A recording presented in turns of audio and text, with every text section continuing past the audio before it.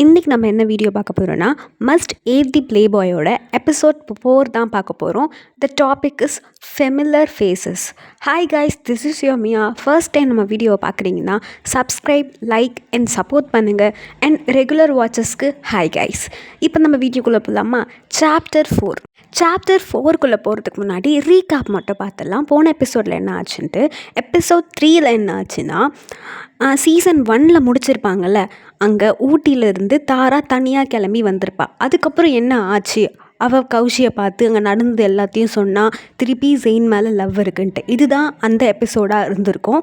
And அவள் எல்லாத்தையும் அது கனவாக கண்டிருப்பா.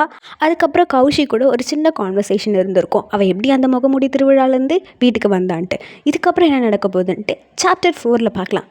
தாராவும் கௌஷியும் வேகமாக எதுக்கோ கிளம்பிட்டுருக்காங்க. அதில் கௌஷி இன்னும் ஆர்வமாக இருக்காது கிளம்புறதுக்கு. தாரா சீக்கிரம் கிளம்பு, இல்லைனா லேட் ஆகிடும், நம்ம அதை மிஸ் பண்ணிவிடுவோம் அப்படின்னு கௌஷி கத்திக்கிட்டே இருக்கா. தாரா பொறுமையாக ஷூ போட்டுட்ருக்கா. இப்போ வரையா, இல்லைனா நம்மளால் போலோ பாலை பார்க்கவே முடியாது, மிஸ் பண்ணிவிடுவோன்ட்டு கதவு கிட்டேருந்து கத்திக்கிட்டே இருக்கா. இதை பார்த்த தாராக்கு இவளுக்கு பொறுமையே இல்லை அப்படின்ட்டு 2 பேரும் அந்த காரில் கிளம்புறாங்க. அதாவது தாராவும் கௌஷியும் போலோ பால் அப்படின்ற ஒரு கேம் பார்க்க போகிறாங்க.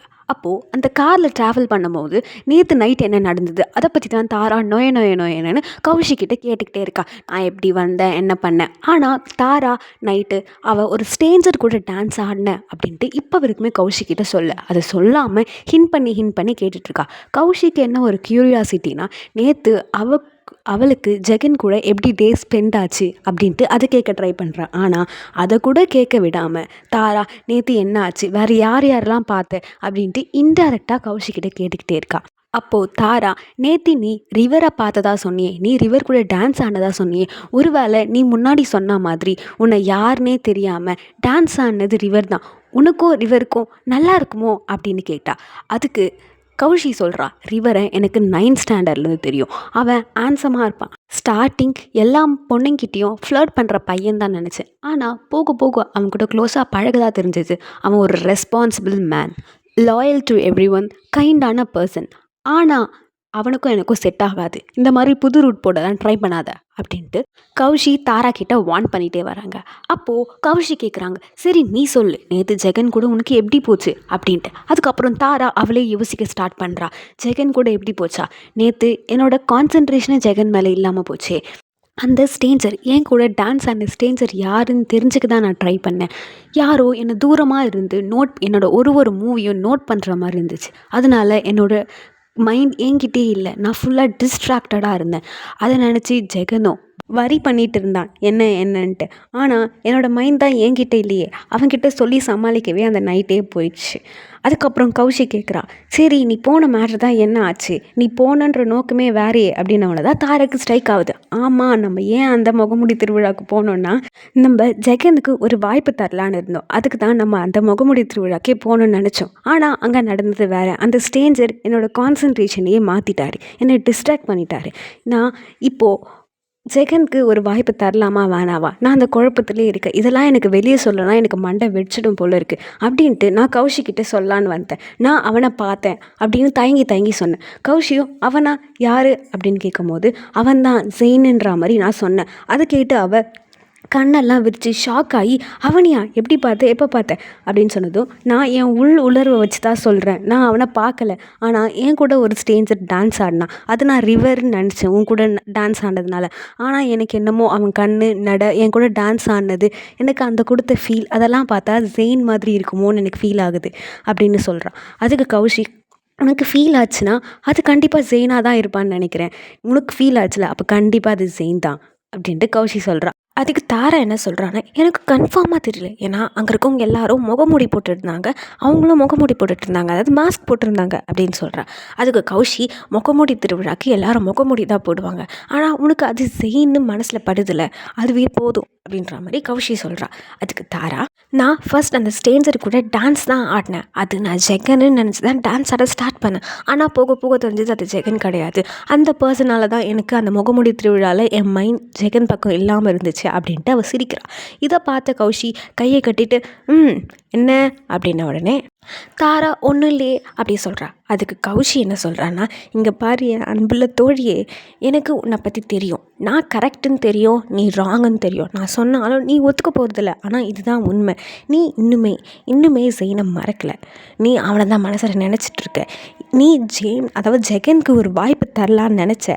ஆனால் அங்கே என்ன ஆச்சு, நீ ஜெகனுக்கு முன்னாடி அவனை பார்த்ததுனால உன் மைண்டே அந்த விஷயத்துக்கு போயிடுச்சு. நீ ஜெகன் எதுக்கு போன, ஜெகனை ஏன் பார்க்க போனன்ற விஷயத்தையே மறந்துட்ட. உன் ஹார்ட் எதுக்குமே ரெடியாக இல்லை, நீ எதுக்குமே ரெடியாக இல்லை. நீ ஜெகனை நான் லவ் பண்ண வேணான்னு சொல்ல, நீ ஃபஸ்ட்டு எதுக்குமே தயாராக இல்லை. உன் ஹார்ட் உடஞ்சி போயிருக்கு, அதாவது நீ ப்ரோக்கனாக இருக்க. அது ப்ரோக் பண்ணவங்களே வந்து ஒட்டுவாங்கன்ற நம்பிக்கையில் தான் நீ இருக்க அப்படின்ட்டு கௌஷி சொல்கிறா. இதுக்கு தாரா அப்படிலாம் ஒன்றும் இல்லை அப்படின்னு தடுக்க வரா. அதுக்கு கௌஷி, நான் இன்னும் பேசி முடிக்கல, நீ ஒத்துக்க மாட்டேன்னு எனக்கு தெரியும், ஆனால் இதுதான் உண்மை அப்படின்னு கௌஷி சொல்கிறா. அதுக்கு தாரா அப்படிலாம் ஒன்றுமே இல்லைன்ட்டு அவள் கையை விளையாட்டுத்தனமாக அடிக்கிறா. நான் அந்த டைம் அவனுக்கு ஒரு சான்ஸ் தரலாம் தான் இருந்தேன், ஆனால் நான் கொஞ்சம் கன்ஃபியூஸ் ஆகிட்டேன் அப்படின்னு தாரா சொல்கிறா. அதுக்கு கௌஷி, கன்ஃபியூஸ், ஆமாம் நீ கன்ஃபியூஸில் தான் இருக்க. கன்ஃபியூஸ்க்கு என்ன மீனிங், உன் ஹார்ட்டும் உன்னோட பிரெயினும் ஒரே விஷயத்த நினைக்கல, ஃபீல் பண்ணல அப்படின்னு அர்த்தம். உன் மூளை இருக்குது பார்த்தியா, அது வந்து நீ நம்புறது மட்டும்தான் உண்மை அப்படின்னு நினச்சிட்ருக்கு, ஆனால் உன் ஹார்ட்டுக்கு தான் உனக்கு என்ன வேணுன்றது தெரியும் அப்படின்ட்டு அவள் ப்ரௌடாக சொல்கிறாத. தாரா, என்னவா இருந்தாலும் பரவாயில்ல விடு கௌஷி, இந்த விஷயத்தை பற்றி பேச வேணாம், உங்ககிட்ட பேசி என்னால் ஜெயிக்கவே முடியாது, நீ பேசத்தான் கரெக்டுன்னு சொல்கிற, ஆனால் அது என்னால் ஏற்றுக்க முடியல, இது இங்கேயே விடுவோம் அப்படின்னு சொன்னதுக்கு கௌஷி, நீ அவனை பார்த்தியே, அது என்னாச்சு அப்படின்னு கேட்குறா. அதுக்கு தாரா எக்ஸ்பிளைன் பண்ணுறான். நான் அவனை பார்த்தேன்ட்டு என்னோடய இன்னர் ஃபீலிங்ஸ், நான் வந்து வெறும் ஃபீல் தான் பண்ணேன், ஆனால் நான் அவனை பார்க்கல. மேபி அவன் அந்த ஃபங்க்ஷனுக்கு வந்திருந்தா நீ பார்த்துருப்பல, ஆனால் உனக்கும் அந்த ஃபீல் வரல, நீயும் அவனை பார்க்கல. அவனை பார்த்தே ரொம்ப நாள் ஆகுது, அதாவது அவன் எங்கே இருக்கான், அவனை நம்மளால் பிடிக்க முடியுமா, எட்டி பிடிக்க முடியுமா, அந்த தூரத்தில் கூட அவன் இல்லை. அப்படி இருக்கும்போது இப்படி ஒரு ஈவெண்ட் நடக்க போது நம்ம போகிறோம், அவனும் எப்படி வந்திருப்பான், நீயே சொல்லு அப்படின்ட்டு கொஷின் பண்ணுறா கௌஷியை. அதுக்கு கௌஷி, உனக்கு தெரியுமா தாரா, ஜெயினுக்கு ஆம்டனில் சம்மரை ஸ்பெண்ட் பண்ணுறது ரொம்ப பிடிக்கும், அவன் எந்த வருஷமும் மிஸ் பண்ணதே இல்லை. இதுக்கு முன்னாடிலாம் நம்மளுக்கு அவனை தெரியாது, அதனால் நம்ம அவனை மீட் பண்ணதில்லை, எங்களுக்கு சண்டே, அதனால் நம்ம பார்க்கல.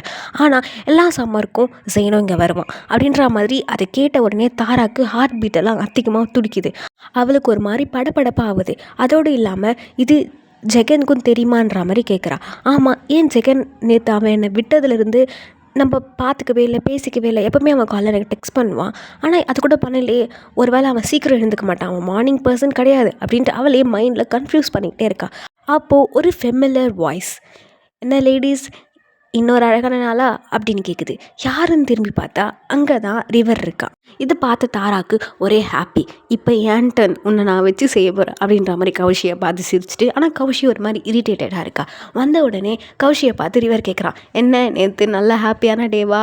அதுக்கு கௌஷி, எனக்கு ஹாப்பி டேடாக இல்லை, பேட் தான், எனக்கு ஒன்றும் அவ்வளோ நல்லா போல அப்படின்ற மாதிரி கௌஷி சொல்கிறான். அதுக்கு ரிவரும் எனக்கும் தான் அப்படின்ற மாதிரி சொல்கிறான். அதோடு இல்லாமல் ரிவர் நேற்று அந்த பாலில், அதாவது முகமுடி திருவிழா, ஒரு பொண்ணை பார்த்தானா, அந்த பொண்ணு அவனுக்கு ரொம்ப பிடிச்சிருந்தான், அழகாக இருந்தாலாம், நல்லா ஃபன்னியாக பேசினாலாம், அவள் முகத்தை பார்க்க முடியலையா, ஆனால் ஒரு இன்ட்ரெஸ்டிங்கான பர்சன் அப்படின்னு சொல்லிகிட்ருக்கா தாரா கிட்ட. தாராக்கு இவ்வளோ நேரம் கௌஷி வச்சு ஓட்டிகிட்டு இருந்தா, இப்போது அவளை கலாய்க்க ஒரு மேட்ரு கிடச்சிச்சு, அதாவது அவளை ரிவர் கூட வச்சு கலாய்க்க ஒரு மேட்ரு கிடச்சிச்சு அப்படின்ட்டு இவ வச்சு கலாய்ச்சிட்ருக்கா. அப்போது ரிவர் சொன்னால ஒரு பொண்ணை பற்றி, அவள் அழகாக இருந்தா, ஃபன்னியாக இருந்தா, பியூட்டிஃபுல்லாக இருந்தா, ஆனால் அவன் மூஞ்சி மட்டும் எனக்கு தெரியலன்ற மாதிரி. அதுக்கு தாரா சொல்கிறா, நீ பேசுகிறத, நீ சொல்கிறதெல்லாம் பார்த்தா நீ ரொம்ப இம்ப்ரெஸ் ஆகிருக்க போல இருக்கியே அப்படின்ட்டு அவகிட்ட பேசிட்டு, அதாவது கௌஷியை திரும்பி ஒரு லுக்கு விட்டுறா. அதை பார்த்தோன்னே கௌஷிக்கு செம்ம இரிட்டேட், அப்படியே கண்ணை வச்சு முறைக்கிறா.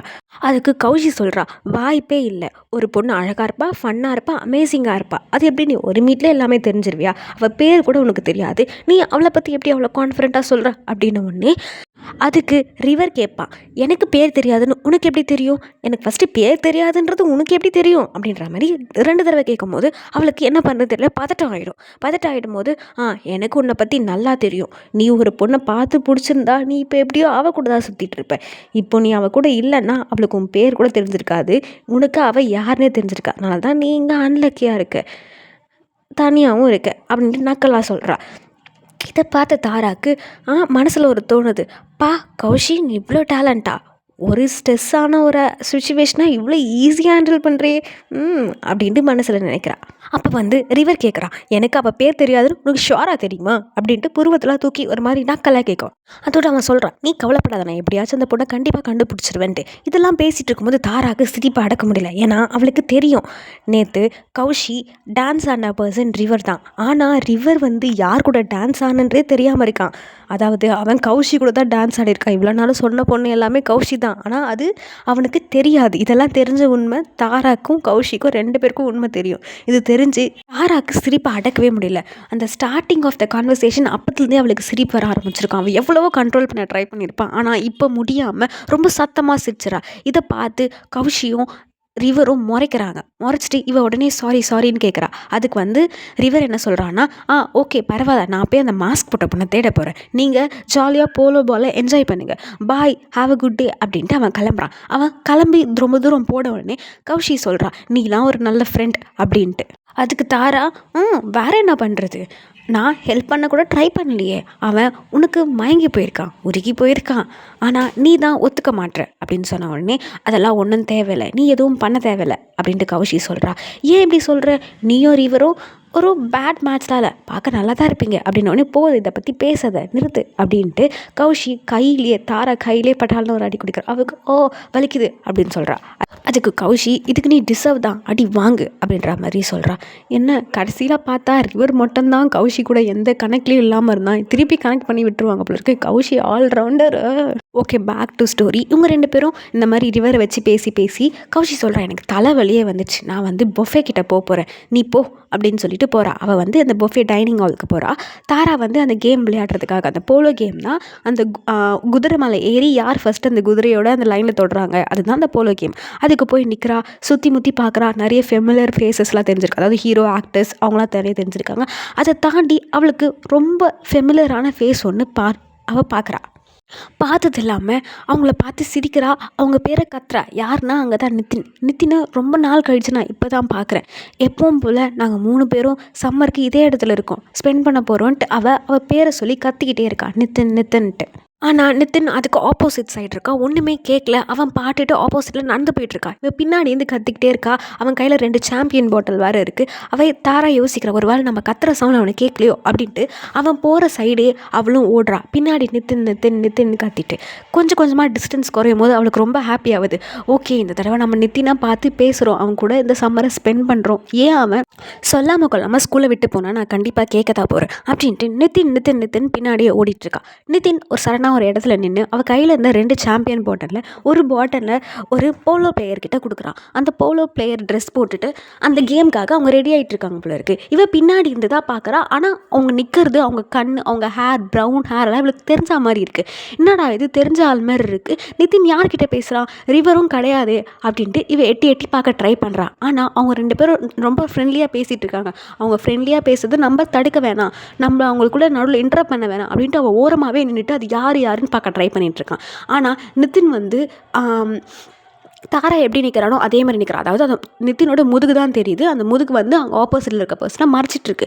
இவ்வளோ ரொம்ப நேரம் ட்ரை பண்ணி கடைசியில் அவன் மூஞ்ச பார்த்துட்றான். அது யாருன்னு பார்த்தா ஜெயின் தான். ஜெயினும் நித்தினும் தான் அங்கே ஒன்றா இருந்திருக்காங்க. இதை பார்த்துட்டு தாராக்கு நம்ப முடியல. இல்லை நான் பார்க்குறது உண்மை கிடையாது, இது அவன் கிடையாது. 1ன்னு கண்ணக்காசிக்கு பார்க்குறா, திருப்பி அவன் தான் தெரியான். 2னும் கண்ணக்காசிக்கு பார்க்குறா, திருப்பியும் ஜெயின் தான் தெரியும். 3னும் கண்ணக்காசிக்கு பார்க்குறா, அவனும் ஜெயின் தான் தெரியும். அவளுக்கு என்ன பண்ணுறதுனே தெரியல, படன்னு ஆகிடுது. அங்கேருந்து அவங்க கண்ணில் மாட்டக்கூடாது அப்படின்ட்டு கண்ணு பின்னாடி ஓடுறா. அவள் ஓடும் போது ஒருத்தர்கிட்ட கரெக்டாக இடிச்சிட்டு கீழே விழுந்து அவள் யாருன்னு பார்க்கும்போது அது கௌஷி பார்த்தோன்னே, கௌஷி அப்படின்னு மேலே இருந்து அவள் வாய்ஸ் வந்து அவள் கௌஷின்னு சொல்கிறதே படன்னு ஆகுது. அவனால் அந்த கௌஷின்ற வேர்டை கூட ஒழுங்காக சொல்ல முடியல. அவள் ஹார்ட் அவளை நினைக்கிறத விட ஸ்பீடாக துடிக்குது. அதனால அவனால் சரியாக மூச்சு கூட விட முடியல, இறுக்கமாக வரா மாதிரி ஆகுது. அவள் யோசிக்க ட்ரை பண்ணுறான். ஆனால் அவனால் என்ன யோசிக்கிறதுன்னு தெரியல, ஒரு மாதிரி மிக்ஸ்டு ஃபீலிங்ஸாக இருக்குது. அப்போ கௌஷி, என்னாச்சு, எதுக்கு பேயை பார்த்தா மாதிரி இப்படி பயந்து போய் பதட்டமாக இருக்குது அப்படின்னு கேட்டவுடனே, பேயை பார்த்துருந்தா கூட பரவாயில்ல, அதை விட மோசமாக ஒன்று நடக்குது அப்படின்னு சொல்கிறான். நான் இந்த தடவை என்ன சாக்கு சொல்கிறதுனே தெரில. ஏன்னா நான் அவனை பார்த்தேன், என் கண்ணால் பார்த்தேன், என்கிட்ட இருந்து கொஞ்சம் தூரத்தில் தான் இருந்தான். நான் அவனை பார்த்தேன், அவன் உண்மை தான். இப்போது அவன் உண்மைன்னு தெரிஞ்சு அவன் இங்கே தான் இருக்கான்னு தெரிஞ்சு என்னால் இப்போ என்ன பண்ண முடியும், இப்போ என்ன பண்ணுறதுன்னு தெரியாமல் நிற்கிறேன். அவன் வந்துட்டான், ஜெயின் உண்மையாக இங்கே இருக்கான், ஜெயின் இஸ் பேக் அப்படின்ட்டு இந்த எபிசோட் 4th எபிசோட் முடியுது. 5th எபிசோட் உங்களுக்காக கண்டிப்பாக நாளைக்கு வரும். நீங்கள் இதை பற்றி என்ன நினைக்கிறீங்கன்னு சொல்லுங்கள். கௌஷிக்கும் ரிவருக்கும் ஒரு ட்ராக் ஓடிச்சுன்னா அது நல்லா இருக்குமான்னு கமெண்ட் பண்ணுங்கள். பாய் பாய் கைஸ். சப்போர்ட் பண்ணுங்கள். லிங்க் ஷேர் பண்ணி உங்கள் ஃப்ரெண்ட்ஸையும் கேட்க வைங்க. Thank you for your support. Bye guys.